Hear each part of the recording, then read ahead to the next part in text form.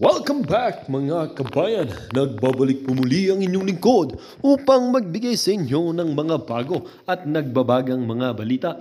Tila ba naging mainit na usapin ang isyong ito sa mundo ng social media?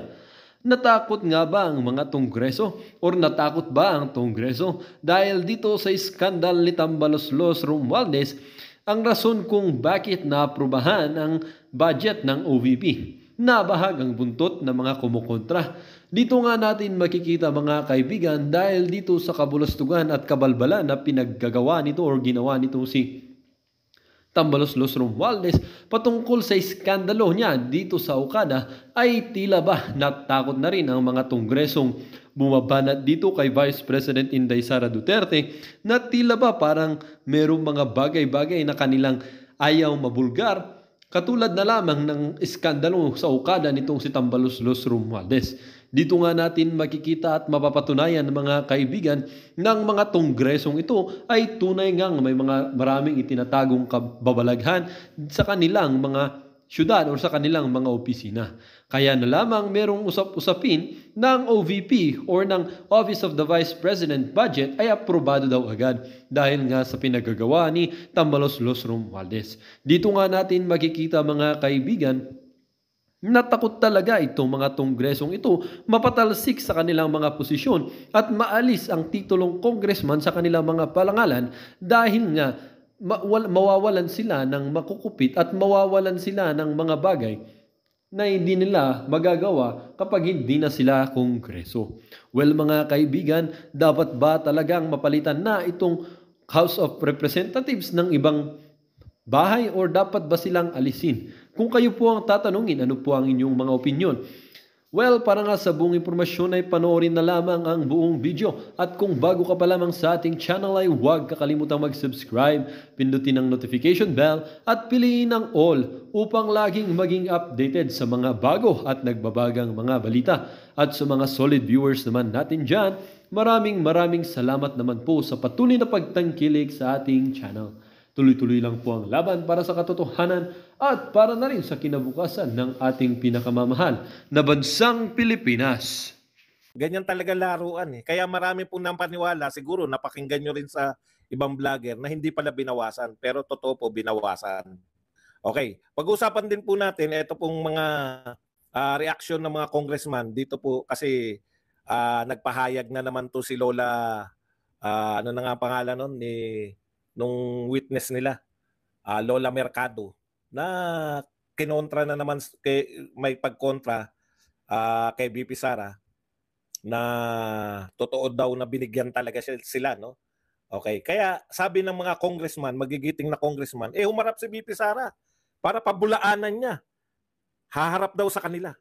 Bakit naman sa inyo haharap? Korte ba kayo? Okay. At sila ay nainsulto dahil nabalitaan nila na dadalo si VP Sara sa Senate. At isa pa, humihingi po sila ng pag umatin daw sa hinahamon nila, kung totoo daw na nagsasabi ng katotohanan si VP Sara, ay may magpalay detector test daw. Malalala na po. Grabe, no? Grabe yung mission nila, no? Sana nagkukunwari rin kayo. Sana kunwari, iniimbestigahan nyo rin yung iba. Kaso focus lang sila kay VP Sara. Yan po mga pag-uusapan natin. Pero bago yan, kung bago ka pa lang dito sa ating channel, mag-subscribe ka na. Dahil ito lang ang tanging channel na may kinikilingan, may pinapanigan, una sa balita, huli sa impormasyon, kaya ano pang hinihintay nyo? Pindot na, okay. Itatama po natin yung mga maling akala natin. No? Kasi alam ko may mga vlogger o may mga post kayo nakita na, hindi naman pala. Kaya tinanong nyo sa akin yan, no? Boss, ano masasabi mo na binalik daw ni Martin? Hindi po binalik ni Martin. Ang katotohanan po, 2 billion mahigit ang proposed budget ng OBP. Di ba? Ito kasi yung official statement na hinati nila. Sinadya to ng mga media eh. Ito po yun, no? Nakita ko lang po. Saan ba yung nakita ko?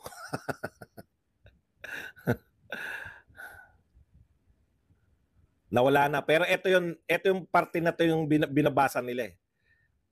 Pag ito lang po yung pinakita, mukhang lumalabas na hindi nawasan, mukhang binalik. Tignan nyo. Sabi po rito, may ilang miyembro ng Kongreso na nagmungkahi. Ibig sabihin, mahaba tong official statement ni Martin. Pero hinati lang nila appear na mukhang walang kinaltas. Akala nila walang maghukay. May ilang miyembro ng Kongreso na nagmungkahi na bawasan ang budget ng Office of the Vice President at ang iba pa ay nagpanukala na gawing zero ang pondo ng tanggapan dahil sa kanyang hindi pagsipot. Ngunit tinanggihan ko, ibig sabihin siya, si Martin, ngunit tinanggihan ko ang mga mungkahing ito. Naiintindihan ko ang mga pagkadismaya, pero naniniwala ako na mahalaga pa rin magkaroon ng sapat na budget ang Office of the Vice President para magpatuloy sa paglilingkod sa ating kababayan. Kung tatanggalin natin ang pondo, wala rin pakinabang ang mamamayan, lalo na ang mga umaasa sa serbisyo ng opisina. Yan. Di ba? So, ang dating sa tao, ang galing naman ni Martin, binalik yung pondo, hindi kinaltasan. Pero pag tinuloy-tuloy nyo po, hanggang doon lang yung pinapakita nila eh. Hanggang doon lang. Pero pag tinuloy-tuloy nyo po, ito po yung sasabihin. Kaya naman, alinsutud sa ating konsultasyon ngayong hapon sa leader ng partido politikal mula sa Nationalista Party, National People's Coalition, National Unity Party, Party List Coalition Foundation, at iba pang aming sinunod ang rekomendasyon ng Committee on Appropriation matapos ang kanilang masusing pagrepaso. Ang magiging budget para sa OBP ay 733 million na halos kapareho ng budget ng panahon ni Vice President Leni Robredo. Di ba? Yun po yun, no? Ang ibig sabihin po, kinaltasan niya yung sinasabi niya na maraming umaasa dito, o kinaltasan pa rin niya. So malinaw po yun. Kasi kahapon, nalito ko sa tanong niyo, meron na bang bago? Baka ako yung late eh. Hindi pala. Isang ano lang po yan. Isang statement lang na pinutol ng mga ano ba tawag sa taga-post lang? Hindi sila vlogger, di ba? Yung mga taga-post lang, mga troll. Pinutol ng mga troll para ipakita na hindi kinaltasan. Kasi alam nila, nagre-react yung mga tao. O yun po yun. No? Kaya wag po kayong palinlang dyan sa pabida ni Martin. Kinaltasan nila na mahigit kalahati. O wala pa sa kalahati ang naging budget ngayon. Kasi 2 billion mahigit, 733 lang. Eh si Leni, gusto mo ikumpara lang kay Leni, ilan bang opisina ni Leni? Ilan na natutulungan ni Leni kumpara kay BP Sara? Kaya unfair, di ba? Unfair yung ginawa nilang pagkakaltas. Ngayon, sakit pa rin sila sa ginawa ni BP Sara na hindi pagdalo sa mga imbitasyon. Sakit na sakit kayo yung ginawa nyo kay BP Sara na pamamahiya, pambababoy, pambabastos. Sa tingin nyo, hindi kayo pwedeng balikan ni BP Sara? Kayo lang yung may karapatan na mambaboy, mamahiya? Nasasaktan kayo kasi binubueltahan kayo ng yung masama nyong ginagawa sa kanya, tinapatan niya ng ganti, di ba? You reap what you sow. O baliktad, you sow what you reap. Aanihin nyo kung ano ang inyong tinaniman nyo. Tapos, sakit na sakit pa sila, ayon kay Adjong, personally, he felt insulted nung mabalitaan niya na dadalo sa Senado. Bakit hindi dadalo sa Senado? Ginagalang siya ron sa Senado. Isa lang naman yung umaastang parang congressman do sa Senado. Di ba? Si Miss Punit Ontiveros. Siya lang yung umaastang katulad ninyo. Pero the rest, ginagalang yung kanyang opisina. Office of the Vice President.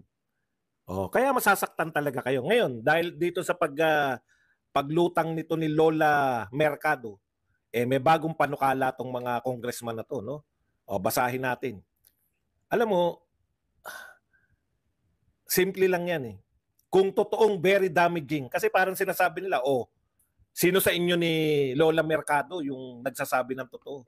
Umatin ka para pabulaanan mo. Kanino atin? Sa inyo?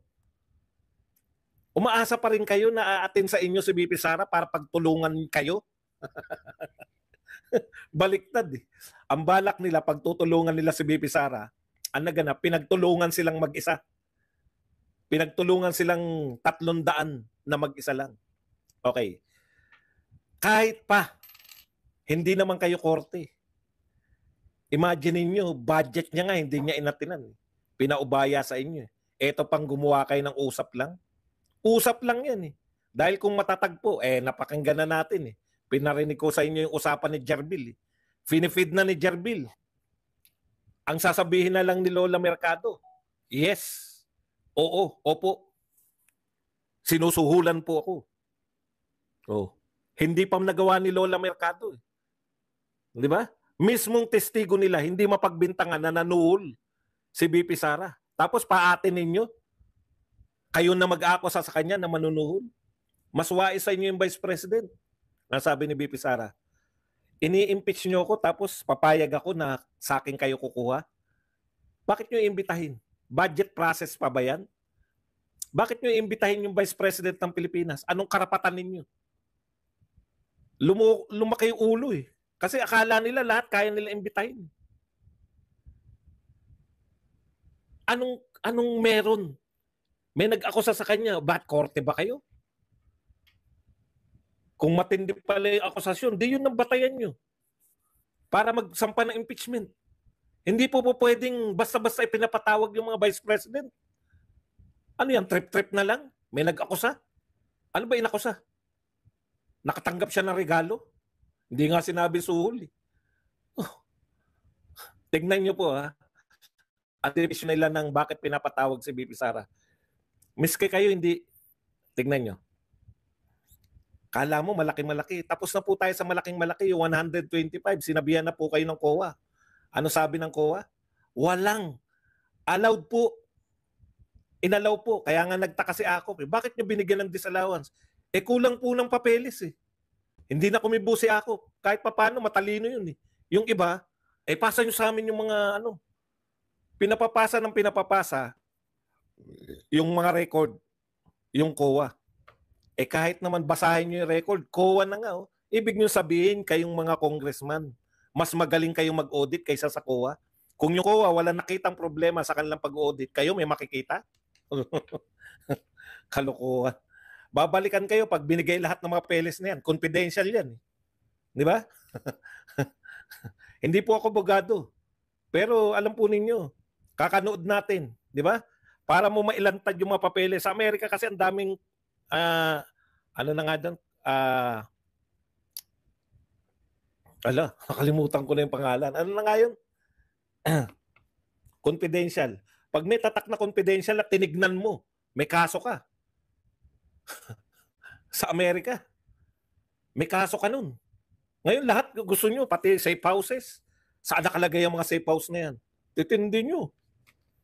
Safe house nga eh. Hindi na safe yan. Pag nalaman ng lahat. Okay. Ito po yung mga binabanggit nila na bakit kinakailangan mag-appear ni BP Sara. Tignan nyo yung mga wordings ha. Siyempre hindi naman nila pwedeng akusahan ng direkta eh. Di ba? Hindi nila pwedeng akusahan ng direkta si BP Sara. Ito ang wordings nito ni Chua. Ito ha. Bakit nila papaatinin din? Sa kanya, si Mercado, sa kanya pong salaysay, parang sinasabi. Tignan niyo yung words ni Chua, parang sinasabi. Ibig sabihin, hindi talaga sinasabi ni Mercado. Para lang eh.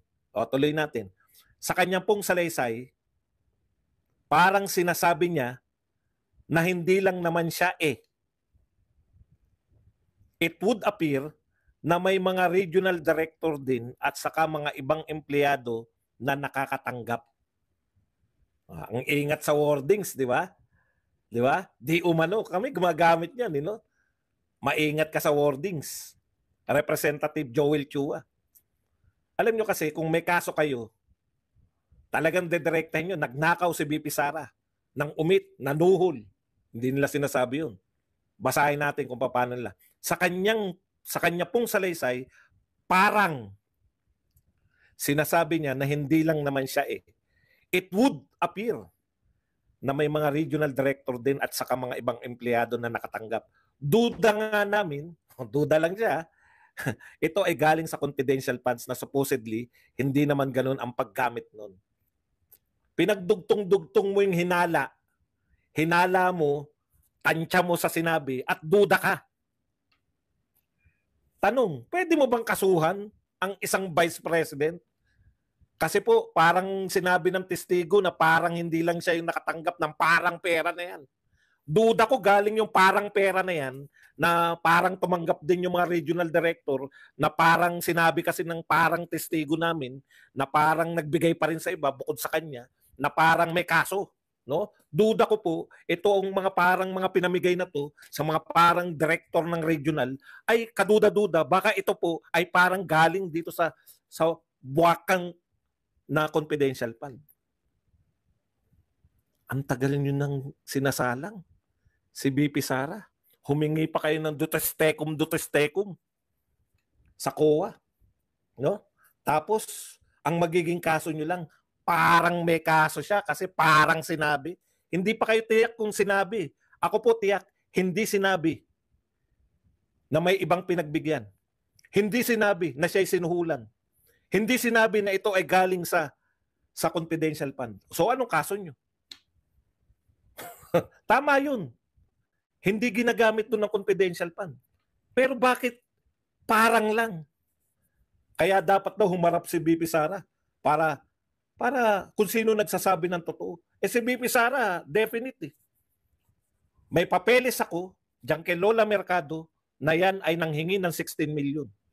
Bibigyan ko kayo. Tataka nga ako rito sa mga media, binigyan na ng papeles, hindi wala naglalagay, di ba? Napunan niyo ba? Meron ba nagpakita sa dyaryo ng letter ng panghihingi ng 16 million ni Lola Briones, Lola Mercado? Yan lang ang batayan nyo? Parang lang? Parang sinabi lang?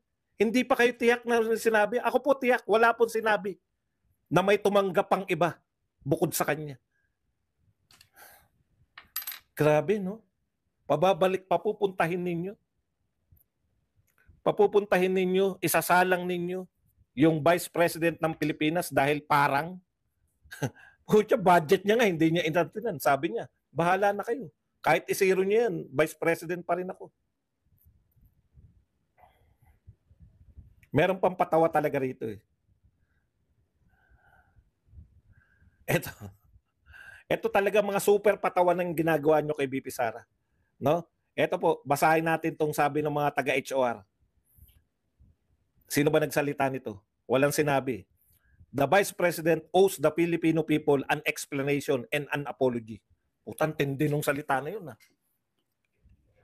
Ang Vice President ay dapat humihingi, ay nagbibigay ng paliwanag at humihingi, meron siyang mag-apologize sa Filipino people. Puta, anong nagawa?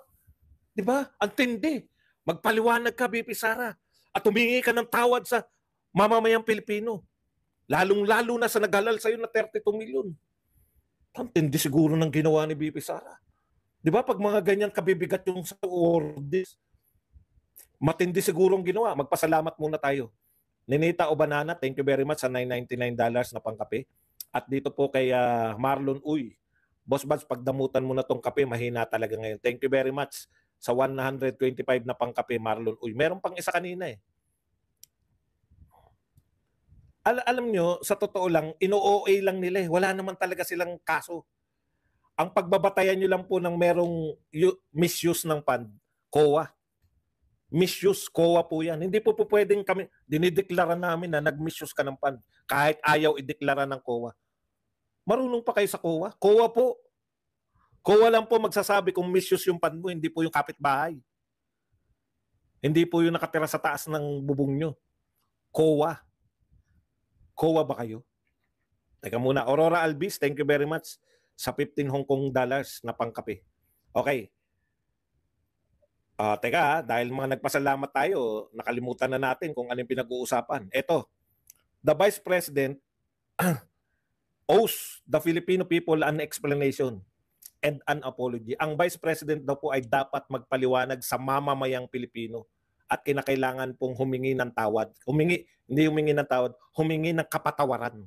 Ganun kabigat, no? Ang tindi. Putyang tindi siguro, may lihim siguro si BP Sara na hindi natin alam. Kasi kinakailangan niya magpaliwanag sa mamamayang Pilipino at kinakailangan po na humingi ng kapatawaran. Puta, hindi ka nagsasabi, BP Sara, may mabigat ka palang may mabigat ka palang ginawa. Antindi mo, magkano kaya to? Nagnakaw kaya? Pumatay kaya ng bata-batal yung tao? Ano kaya ginawa ni BP Sara? Nanapak na naman ba ng sheriff? Bakit ganun yung wordings nila? Daisy Javier, thank you very much muna sa 2 CHF na pangkape. Ituloy natin ang pagbabasa, mga kapatid. The House of Representatives has rebuked Vice President Sara Duterte anew after lawmakers obtained a police report that confirmed she was on a beach early morning, September 23, the day that the office of the Vice President was supposed to defend its proposed 2025 budget at plenary. Ha? Nasa beach? Antindi ng ginawa mo, BP Sara. Di ka ba nagbabasa ng konstitusyon? Alam mo ba, BP Sara, na ang mga Vice President bawal makita sa beach? Bawal makita sa dagat?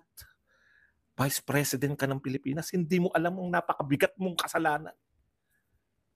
Bawal kang pumunta sa lugar na may dagat. Magagalit sila. Kinakailangan mo magpaliwanag, bakit nasa dagat ka? Kinakailangan mo magpaliwanag, bakit ka naroon? Humingi ka ng patawad. Hindi mo. Vice President ka. Binoto ka ng pinakamalaking boto sa kasaysayan ng Pilipinas, 32 million. Ikaw lang nakatanggap niyan, tapos pupunta ka sa beach. Makikita ka sa dagat. Bawal ang Vice President sa dagat. Di mo ba alam yun? Grabe ka. Antindi. Kaya may kaso ka ngayon. Impeachment trial. Nagpakita sa dagat. Di talaga ako makapaniwala. Matindi talaga kayo. Sige po, hihimukin namin. Ha? Magnubina ka pa. Pagdating na mahal na araw, magpapako ka sa krus sa tindi ng ginawa mo, BP Sara. Napakatindi ng kasalanan mo. Pakita ka sa beach. Okay. Punta tayo rito. Kay Jay Konggun. Ito, napanood nyo na ba yung ano nito? Napanood nyo na yung pagwawala nito ni Konggun? Pumapasok na po sa utak niya yung pressure. Sa mga young guns na to po, grabe ka, Martin eh. Siguro, ano ba, hindi nyo ba kayang siraan talaga yan? Grabe.